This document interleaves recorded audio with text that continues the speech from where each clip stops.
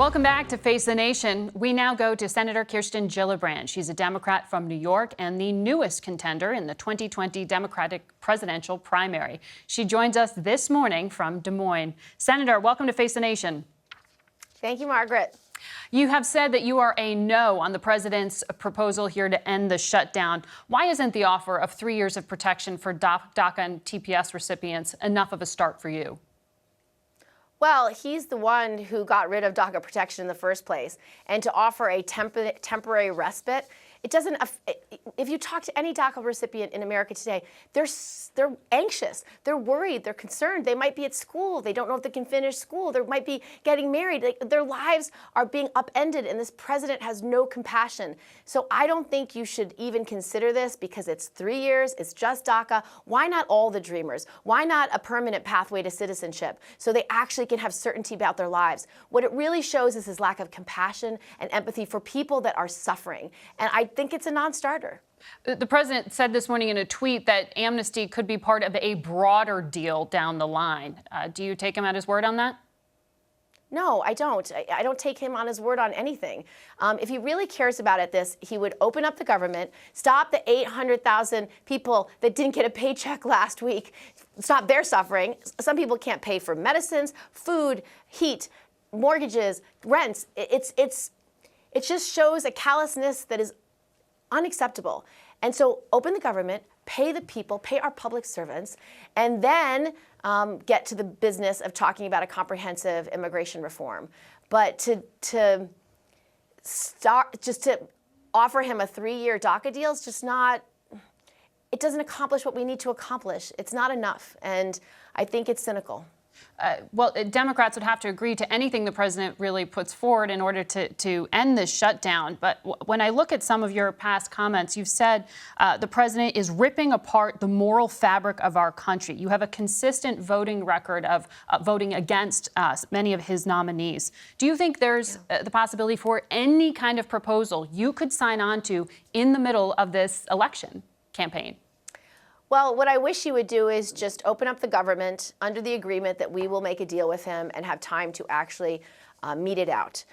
We do want, as a starting measure, to protect all dreamers. And so I can imagine that Democrats can talk to him about making sure that we protect all dreamers. Democrats aren't afraid to protect this country. We will invest in border security. We will invest in anti-terrorism. And that means money for a border barrier? I don't think that's the most effective way to do it. I think there is common ground here. If you focus on his goal, if he wants to keep terrorists out of this country, if he wants to make sure there's no human trafficking and no drug trafficking and no gun trafficking, those are areas that we can work on. We will give him money for border security. If he just wants to throw it down the drain in an ineffective barrier, it's just unwise. And so come to the table, talk to us about the shared values of keeping America safe, but care about the dreamers, care about the kids who have been here a long time and who are adding to our communities. Immigration is our strength. Our diversity is a strength. We have always been a nation of immigrants. And for this president to sow so much fear about refugees, people who are seeking asylum, is just contrary to, back to what you said, the moral fabric of this country. We've always cared about others, and that's what the Statue of Liberty stands for. An RNC spokesperson issued a statement after you declared your candidacy saying if you looked up political opportunism in the dictionary, Kirsten Gillibrand's photo would be next to it. From jumping on the abolish ICE bandwagon to turning on the Clintons, she always goes where the political wind blows. How do you respond to that? Well, those are political attacks, so not rooted in any truth. But, you know, I am who I am, and I will fight for other people's kids as hard as I fight for my own. My heart has never changed, and I will fight for people. But some of your agenda has, which is what they're attacking there. 10 years ago, when I became senator of New York State, a state of 20 million people, I recognized that my focus on the concerns of my upstate district were not enough. I needed to focus on the concerns of the whole state. And so on immigration, I spent time in immigrant communities. Nydia Velasquez took me to her district in Brooklyn, and I met with families whose lives were being torn apart because of policies that I did not have enough compassion and empathy for. So I recognized I was wrong. And that's why 10 years ago, I have been fighting for all the families of New York, for every kid in this in our state who needed my voice to elevate their pain, suffering, and concerns. And so that's what I do. That is why I'm in public service, to help people. And so I would like to be judged on my record and on my heart. You sit on the Armed Services Committee. If you are Commander-in-Chief, would you continue the diplomatic talks with North Korea that the president has started? So I think it is helpful that President Trump is focused on diplomacy and not bombing North Korea, because one of his earlier thought processes were that he needed to have military action, which caused grave concern in my mind and those of many other senators. So I do think diplomacy and engagement is the right approach. Unfortunately, President Trump, in his first efforts, I think it was much more of a political stunt than effective diplomacy and political dialogue. So you don't support the second summit?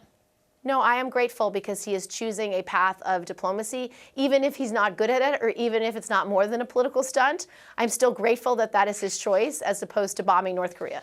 So he is taking the right approach. I wish he would do it in a different way, with the support of allies, with the support of the world community, with the support of experts, as opposed to fly by the, shoot from the hip. And it's just not, I don't think the way he's tried to do it is the most effective, but I am grateful he's trying. You have spoken about your agenda, which would include expanding Medicare for all. You had been a co-sponsor on a bill with Bernie Sanders previously that would essentially nationalize health care. That would require an estimated $1.4 trillion a year. How do you finance that? So I believe that healthcare should be a right and not a privilege, because as I've traveled across this country in the last few election cycles, campaigning for candidates to flip the House of Representatives and take back some Senate seats, I listen to people. And the biggest worry almost every family in America has is the cost of healthcare, and that it will be out of reach for them because the insurance industry doesn't care.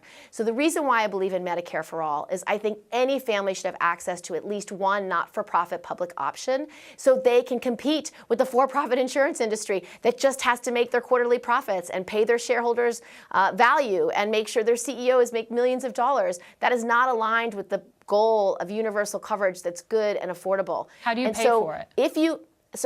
Let me explain. If you buy into Medicare in the same way you buy into your Social Security as an earned benefit, it is far less expensive for every American than the amount of money they are paying now to the insurance industry. So it will be paid for by each person who wants to invest in their health care at a far lower rate they're paying today. And so the bill that Senator Sanders and I and many others introduced, I wrote the part about buying into Medicare because that's what I ran on in 2006 as an upstate New York House candidate in a 2-to-1 Republican district. It made sense to my voters then. It makes sense to voters across America now. Let them buy in. Let them just invest 4% of income, which is what our bill says, to get access in the same way they invest 6% of their income into Social Security. It's the same earned benefit. If you make it a right in this way, if you create it as a social safety net, people will get higher quality care that is less expensive, and they will always be covered. No insurance company can deny them because of pre-existing conditions. Senator, we'll be watching your campaign. Thank you very much for joining us. Thank you. And we'll be right back. Thank you. I'll see you soon.